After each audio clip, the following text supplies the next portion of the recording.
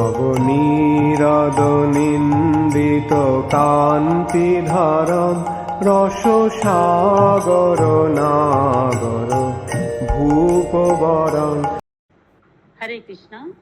आज हम स्कंद 5 अध्याय 6 का श्लोक नंबर 17 से 19 तक का पाठ करेंगे। ओम नमो भगवते वासुदेवाय। ओम नमो भगवते वासुदेवाय। ओम नमो भगवते वासुदेवाय। ओम नमो भगवते वासुदेवाय। ओम नमो भगवते वासुदेवाय। ओम नमो भगवते वासुदेवाय। नारायण नमस्तुभ्यं नरोचैवं नरोत्तमं देवी सरस्वती व्यासं ततो जयमुदीरयेत्। नष्टप्राय सुभद्रेषु नित्यं भागवत सेवया भगवत उत्तम श्लोके भक्ति भवति नैष्टिकी। कृष्णाय वासुदेवाय देवकी नंदनाय च नन्दगोपकुमाराय गोविन्दाय नमो नमः। मूकं करोति वाचालं पङ्गुलङ्घायते गिरिं यत्कृपा तदहं वन्दे श्रीगुरुदीनतारिणे श्रीचैतन्य ईश्वरं परमानंद माधवम। हरे कृष्ण। श्लोक नंबर 17। यस्याम एव कवयः आत्मानम् अविरतम्। यस्याम एव कवयः आत्मानम् अविरतम्। विविध ब्रजीन संसार परिताप उपतप्यमानम्। विविध ब्रजीन संसार परिताप उपतप्यमानम्। अनुसवनं स्नापयन्तं तया एव परया निवृत्त्या हि। अनुशैवं स्वापतयन्त तया एव परया निवृत्त्या। अपवर्गम् आत्यन्तिकं परम पुरुष अर्थम अपि स्वयं। अपवर्गम् आत्यन्तिकं परम पुरुषम् अर्थम् अपि स्वयम्। आसादितं नो एव आद्रियन्ते भगवत्यत्वेन। आसादितं नो एव आद्रियन्ते भगवत्यत्वेन। एव परिसमाप्त सर्व अर्थाः। एव परिसमाप्त सर्व अर्थाः। अनुवाद।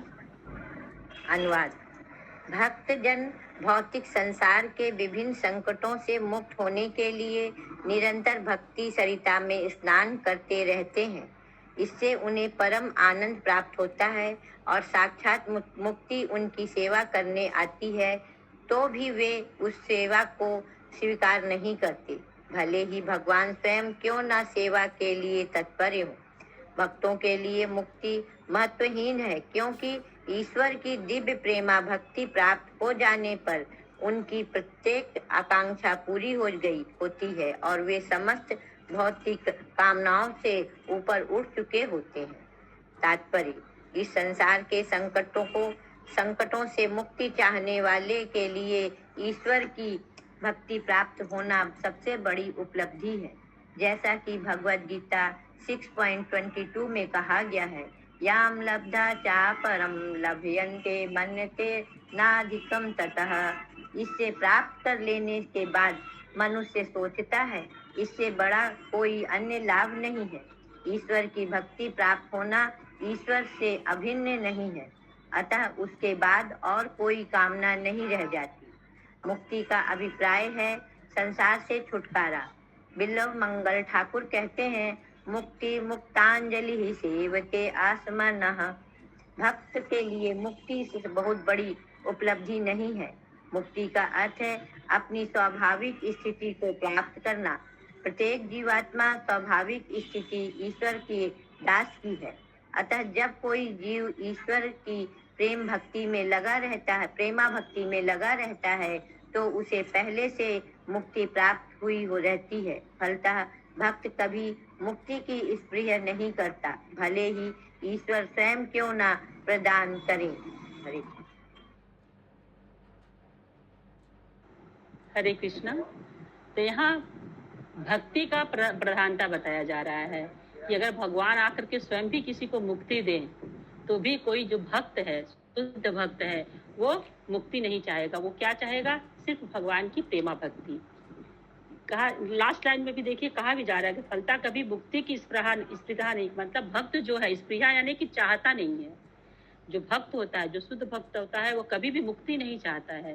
भौतिक संसार से मुक्ति का उसको कामना नहीं है। उसको क्या चीज का कामना है? वो सिर्फ भगवान की शुद्ध प्रेमा भक्ति चाहता है। चाहे अगर भगवान स्वयं आकर के उसको दे कि हम मैं तुमको मुक्ति दे रहा हूँ, लेकिन वो उसको स्वीकार नहीं करेगा। वो क्या भगवान से मांगेगा कि मुझे आपकी शुद्ध प्रेमा भक्ति चाहिए। किसी का कोई प्रश्न है? अगला श्लोक। মাতাজি মাতাজি একদম লাস্টের লাইনের উপরের লাইনটায় আছে যে জীব যখন ভগবানের প্রেমময়ী সেবায় যুক্ত হন তখন তিনি আপনা থেকেই মুক্তি লাভ করেন, মানে প্রেমময়ী সেবা मतलब अगर कोई अगर कोई भगवान की सेवा में लग गया है तो उसको मुक्ति पहले से मिली हुई, क्योंकि भगवान का सेवा करके तो गोलोक धाम जाना ही जाना है। तो मुक्ति क्या करेगा? हमारे जीवन का लक्ष्य क्या है? गोलोक धाम जाना है ना। तो जीव क्यों मुक्ति चाहेगा? उसका लक्ष्य तो उसको मिल रहा है। वो भगवान की सेवा करके तो ऐसे भी वो चला जाएगा गोलोक धाम। ठीक है माता जी? हाँ ठीक है। हरे कृष्ण। नेक्स्ट श्लोक। राजन पति गुरु अलम भवताम यदूनाम राजन्पति गुरुरलं भवतां यदूनां दैवं प्रिय कुलपति क्व च किं करो वह दैवं प्रिय कुलपति किं करो वह अस्तु एवं अंग भगवान भजताम मुकुंदो भगवान भजतां मुकुंद मुक्तिं ददाति करहिचित् मन भक्ति योगम स्वयं भक्ति योगम। अनुवाद।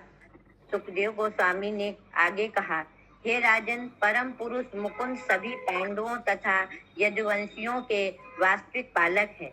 वे तुम्हारे गुरु, आराध्य, अर्चा विग्रह, मित्र तथा तुम्हारे कर्मों के निर्देशक हैं। यही नहीं, वे कभी कभी दूत या सेवक के रूप में भी तुम्हारे परिवार की सेवा करते हैं। इसका अर्थ यह हुआ कि वे सामान्य सेवकों की तरह कार्य करते हैं जो ईश्वर की सेवा में लगे रहकर प्रिय पात्र बनना चाहते हैं। उन्होंने मुक्ति सरलता से मिल जाती है, किंतु वे अपनी प्रत्यक्ष सेवा करने का अवसर बहुत उनसे कम ही प्रदान करते हैं। तात्पर्य। महाराज परीक्षित को उपदेश देते हुए सुखदेव गोस्वामी ने राजा को प्रोत्साहित करना उचित समझा, क्योंकि हो सकता है वे अपने मन में विविध राजवंशों के यशस्वी स्तर के संबंध में सोच रहे। विशेष रूप से यशस्वी वंश प्रियव्रत का है। उसमें भगवान ऋषभदेव अवतरित हुए। इसी प्रकार महाराज ध्रुव के पिता उत्तानपाद का वंश भी यशस्वी था, क्योंकि उसमें राजा पृथु ने जन्म लिया था। महाराज रघु का वंश भी स्तुत्य है, क्योंकि उसमें भगवान रामचंद्र प्रकट हुए। जहाँ तक कुरु तथा यदुवंशों का प्रश्न है, ये एक ही समय में विद्यमान थे, किंतु इन दोनों में यदुवंश अधिक यशस्वी था, क्योंकि इसमें भगवान श्री कृष्ण प्रकट हुए। हो सकता है कि महाराज परीक्षित यह सोच रहे हों कि कुरु वंश अन्य वंशों के समान भाग्यशाली नहीं था, क्योंकि इसमें ना तो कृष्ण या राम ऋषभदेव उत्पन्न हुए, न ही महाराज पृथु। इसलिए इस श्लोक में महाराज परीक्षित को सुखदेव गोस्वामी ने विशेष रूप से प्रोत्साहित किया। कुरुवंश इसको अधिक यशस्वी माना जा सकता है, क्योंकि इसमें 5 पांडव हुए हैं जिन्होंने शुद्ध भक्ति की।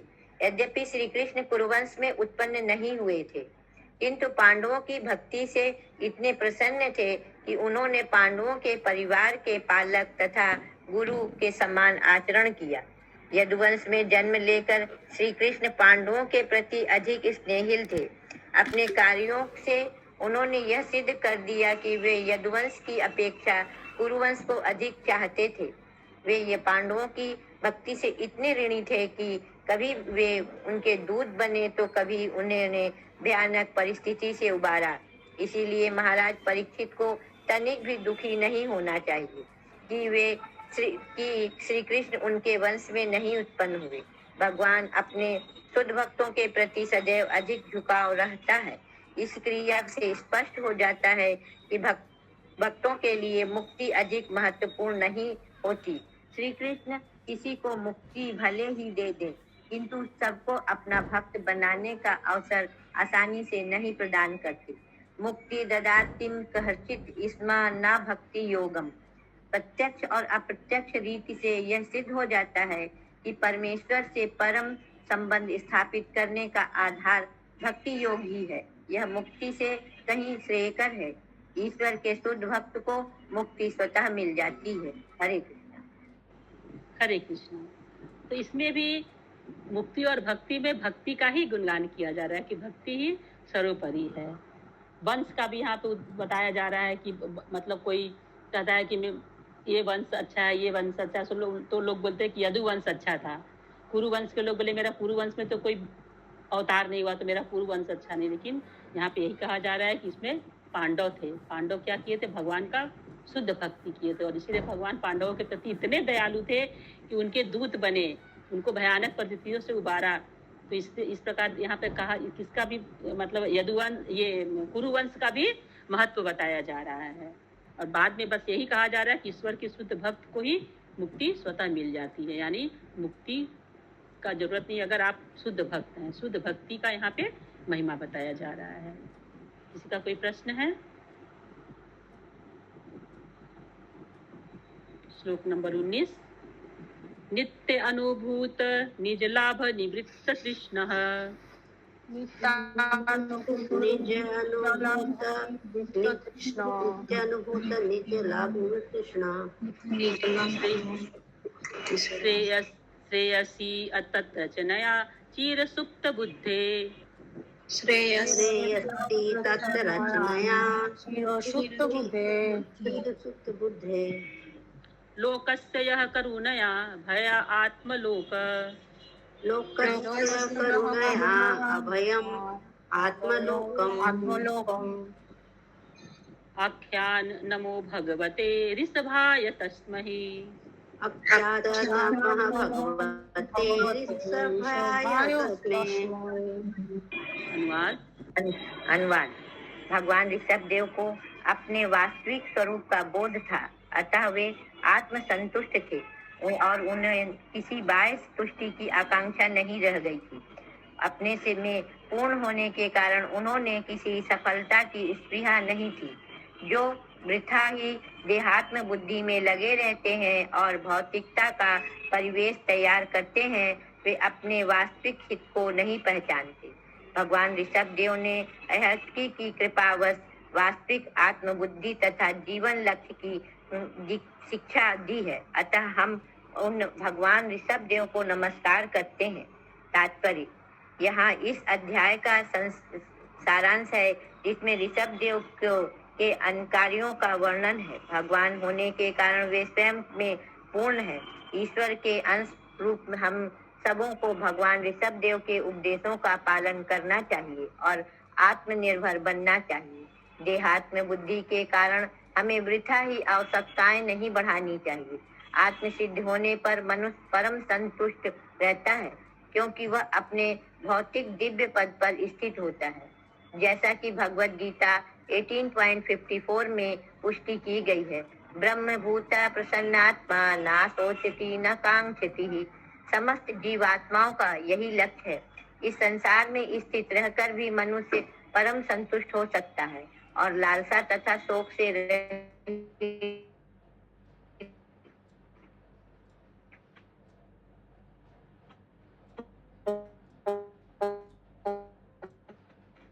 करे। आत्म साक्षात्कार के माध्यम से प्राप्त संतोष स्वरूपानंद कहलाता है। बद्ध जीव शाश्वत अंधकार में सुप्त रहकर कभी भी अपना हित नहीं समझ पाता। वह भौतिक जोड़ तोड़ द्वारा सुखी बना चाहता है, किंतु यह असंभव है। इसीलिए श्रीमद् भागवत में कहा गया है, ना ते विदु स्वार्थ गतिम ही विष्णुम। अज्ञान के कारण बद्ध जीव यह नहीं जानता कि उसका वास्तविक हित भगवान विष्णु के चरण कमलों में शरण प्राप्त करना है। भौतिक वातावरण में जोड़ तोड़ द्वारा सुखी बनाने का प्रयास व्यर्थ है। भगवान ऋषभदेव ने अपने आचरण तथा उपदेशों के द्वारा बद्ध जीवों को प्रकाश दिखाया और यह भी बताया कि अपनी आध्यात्मिक पहचान से किस प्रकार आत्मनिर्भर बनना चाहिए। इस प्रकार श्रीमद् भागवतम के पंचम स्कंद के अंतर्गत भगवान ऋषभदेव के कार्यकलाप नामक छठे अध्याय के भक्ति वेदांत तात्पर्य पूर्ण हुआ। हरे कृष्ण। हरे कृष्णा। तो हम लोग अब किसी को कोई प्रश्न है? अभी इस श्लोक से किसी का कोई प्रश्न है? ठीक है, तो हम नेक्स्ट 7वां अध्याय शुरू कर रहे हैं। तो इसके पहले हम लोग श्रील प्रभुपाद का मंत्र पढ़ेंगे। नमो विष्णु पदाय कृष्णाय भूतले स्वामिनी दीनामि नमस्ते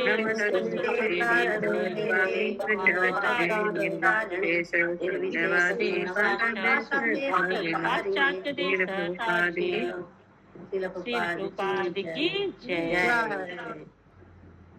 अध्याय 7 इसका शीर्षक है राजा भरत के कार्यकलाप। माता जी पढ़िए अनुवाद। अध्याय 7 राजा भरत के कार्यकलाप। इस अध्याय में संपूर्ण संसार के सम्राट राजा भरत महाराज के कार्यों का वर्णन हुआ है। भरत महाराज के अनेक वैदिक यज्ञ किए और अनेक प्रकार की पूजा द्वारा परमेश्वर को प्रसन्न किया।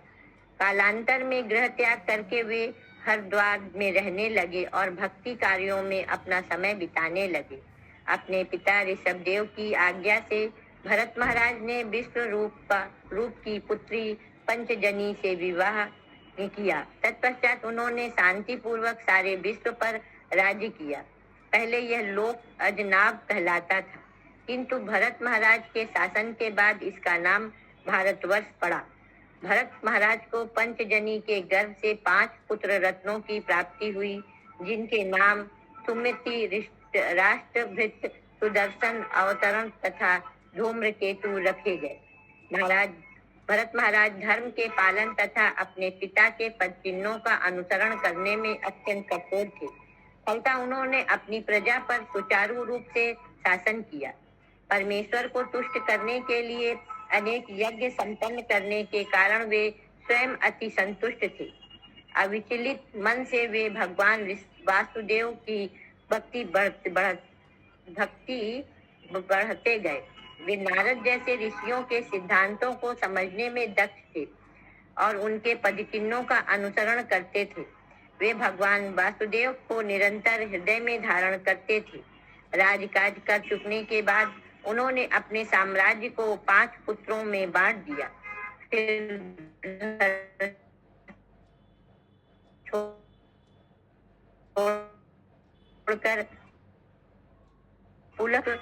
उपलब्ध वस्तु से करते रहे। वासुदेव के प्रति भक्ति बढ़ जाने से वे अपने दिव्य आनंद में जीवन का अनुभव स्वतः करने लगे।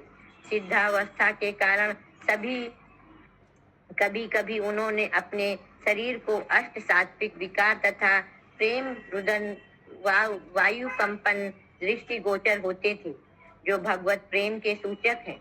ऐसा प्रतीत होता है कि वे ऋग्वेद के मंत्रों वर्णित मंत्रों से, जिन्हें गायत्री मंत्र कहते हैं और जिनका लक्ष्य सूर्य के भीतर परम नारायण है, परमेश्वर की आराधना करते थे। हरे कृष्ण। हरे कृष्ण।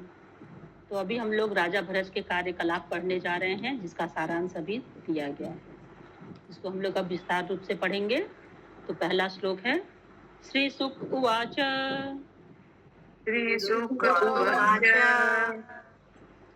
भरतस्तु महाभागवतो यदा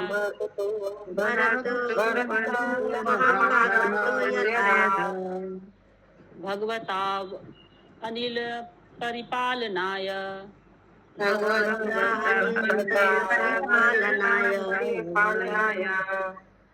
संचितितः तत् अनुशासन परः पंचजनीम्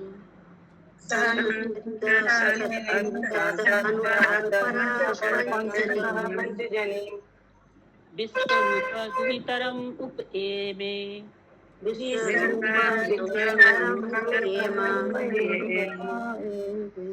अनुवाद। अनुवाद। सुखदेव गोस्वामी ने महाराज परीक्षित को और आगे बताया, हे राजन, भरत महाराज सर्वोच्च भक्त थे। अपने पिता की आज्ञा का पालन करते हुए जिन्होंने उन्हें सिंहासन पर बैठने का निर्णय पहले ही ले रखा था, वे तदंतर पृथ्वी पर राज्यकाज करने लगे। समस्त संसार पर राज्य करते हुए वे अपने पिता के आदेशों का पालन करने लगे। उन्होंने विश्व रूप की कन्या पंचजनी से विवाह कर लिया। हरे कृष्णा। तो यहाँ पर सुखदेव गोस्वामी जो है महाराज परीक्षित को बता रहे हैं कि भरत महाराज जो थे बहुत अच्छे भक्त थे और अपने पिता की आज्ञा से उन्होंने विवाह किया विश्व रूप की कन्या पंचजनी से। श्लोक नंबर 2। तस्यामुहवा आत्मजान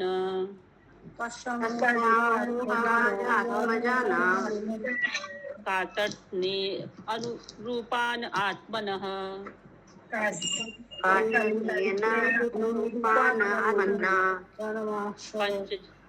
पंचजनायाम आसभूतादि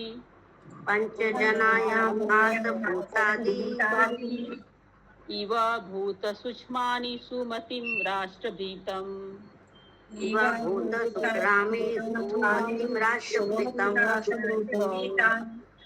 सुदर्शनं धूम्रकेतुम् इति।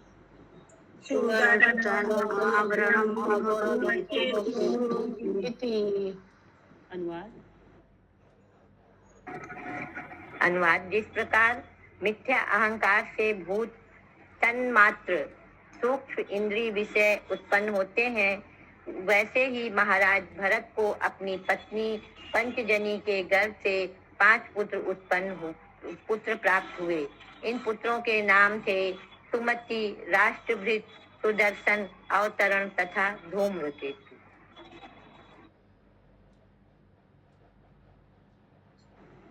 श्लोक नंबर 3। अजनाभम नाम एतद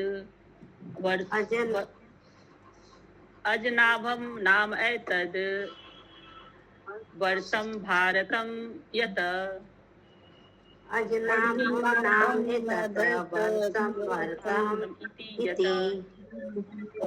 यतः आरभ्य व्यपदिशन्ति।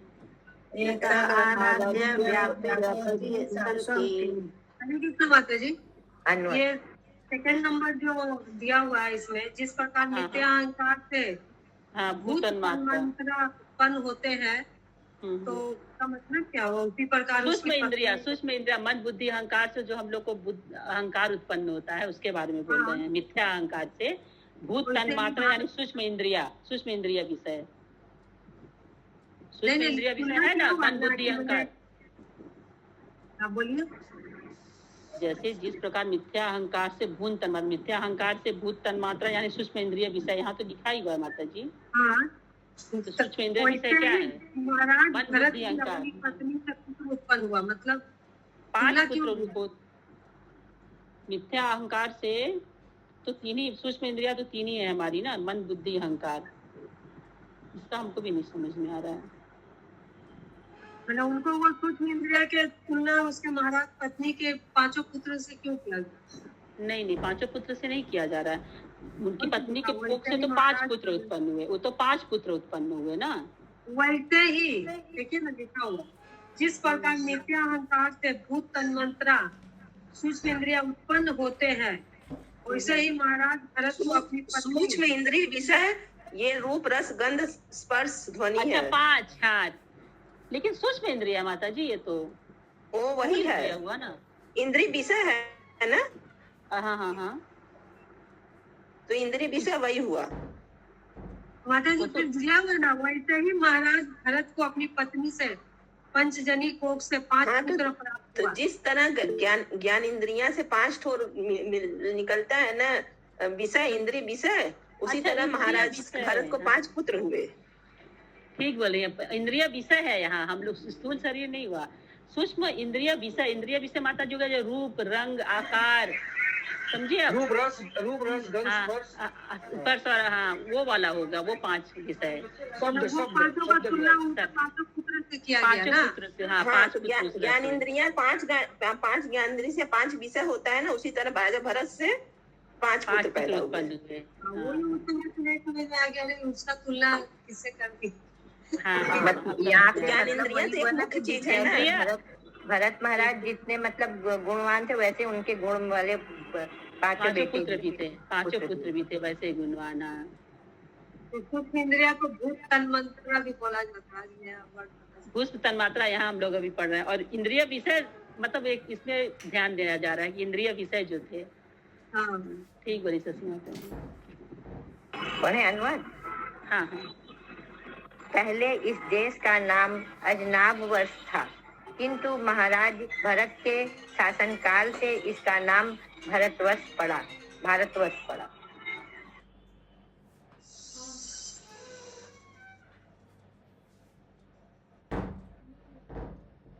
तात्पर्य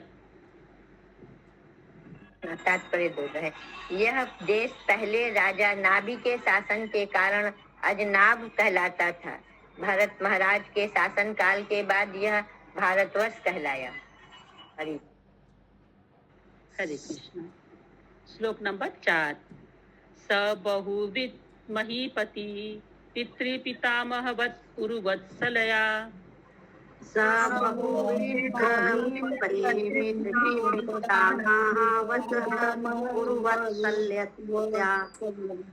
स्वे स्वे कर्मणि वर्तमानः प्रजा स्वधर्म अनुवर्तमानः पर्यपालयत्। स्वे स्वे कर्माणि वर्तमानः प्रजा स्वधर्मं पर्यपालयत्।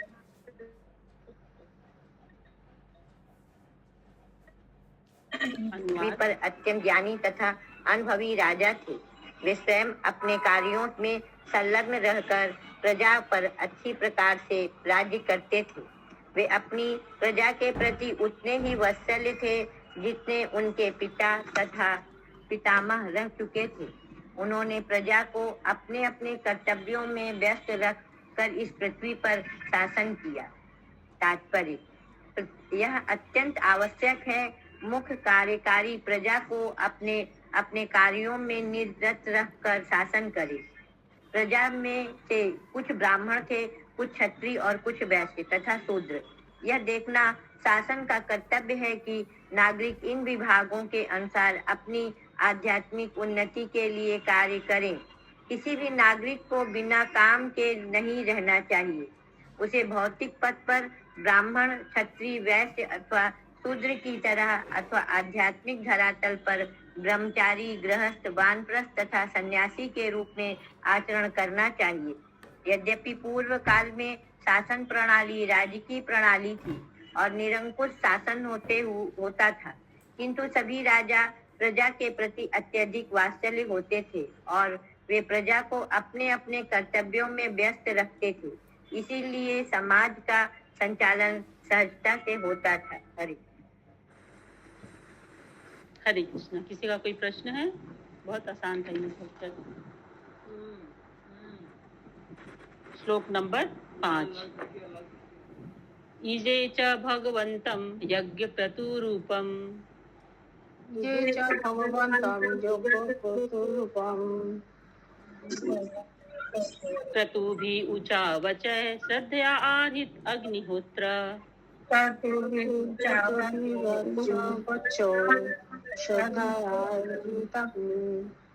अग्निहोत्र दर्श पूर्णमासा चतुर्मास्य पशु सोमानाम्।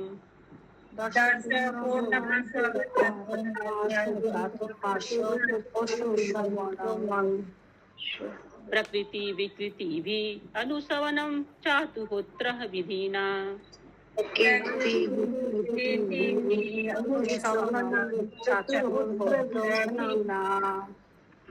अनुवाद। राजा भरत ने अत्यंत श्रद्धा पूर्वक अनेक प्रकार के यज्ञ किए। इनके नाम है अग्निहोत्र, दर्श, पूर्णमास, चातुर्य मास, पशु यज्ञ जिसमें अश्वों की बलि दी जाती थी, तथा सोम यज्ञ जिसमें सोम रस प्रयुक्त होता था, भेंट किया जाता था। कभी ये यज्ञ पूर्ण रूप से तो कभी आंशिक रूप से संपन्न किए जाते थे। प्रत्येक दशा में समस्त यज्ञों में चातुर्होत्र नियमों का दृढ़ता से पालन किया जाता था। इस प्रकार भरत महाराज भगवान की उपासना करते थे। तात्पर्य: यज्ञ की पूर्ण संपन्नता की परीक्षा के लिए ही शूकरों तथा गायों की बलि दी जाती थी, अन्यथा पशुओं की बलि चढ़ाने का कोई प्रयोजन न था। वास्तव में यज्ञ अग्नि में पशु बलि पुनः तरुण जीवन प्राप्त करने के लिए की थी, जो तरुण शरीर लेकर पुनः प्रकट हो जाता था। किंतु कुछ अनुष्ठानों में पशु बलि की आवश्यकता नहीं पड़ती थी।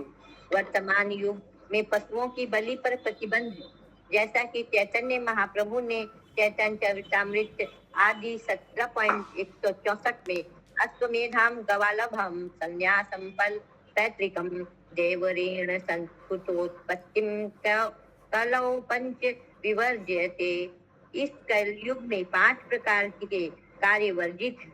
यज्ञ में अश्व की बलि, यज्ञ में गो बलि और संन्यास धारण करना, पितरों को मांस अर्पण करना तथा भाई की पत्नी से संतानोत्पत्ति। कलयुग में ऐसे यज्ञ असंभव है, क्योंकि ऐसे पटु ब्राह्मण या ऋत्विज का अभाव है जो इस उत्तरदायित्व को ग्रहण कर सके। इन यज्ञों के अभाव में संकीर्तन यज्ञ की संस्तुति की जाती है। यज्ञ संकीर्तन प्रयई प्रजंति ही सुमेधसः। भागवत 11.5.32 में कुल मिलाकर यज्ञों का उद्देश्य भगवान को प्रसन्न करना है। यज्ञर्थम कर्म, ऐसे कार्य भगवान की प्रसन्नता के लिए किए जाने चाहिए। इस कलिकाल में भगवान के अवतार श्री चैतन्य महाप्रभु की उनके पार्षदों सहित उपासना संकीर्तन यज्ञ द्वारा की जानी चाहिए, जिसमें हरे कृष्ण मंत्र का सामूहिक जप किया जाता है। यह विधि बुद्धिमान व्यक्तियों द्वारा स्वीकार की जाती है। यज्ञ संकीर्तन प्रयई जंति ही सुमेधः। सुमेधः शब्द उन बुद्धिमान लोगों के लिए प्रयुक्त है जिनका मस्तिष्क उच्च कोटि का होता है। हरे हरे कृष्णा।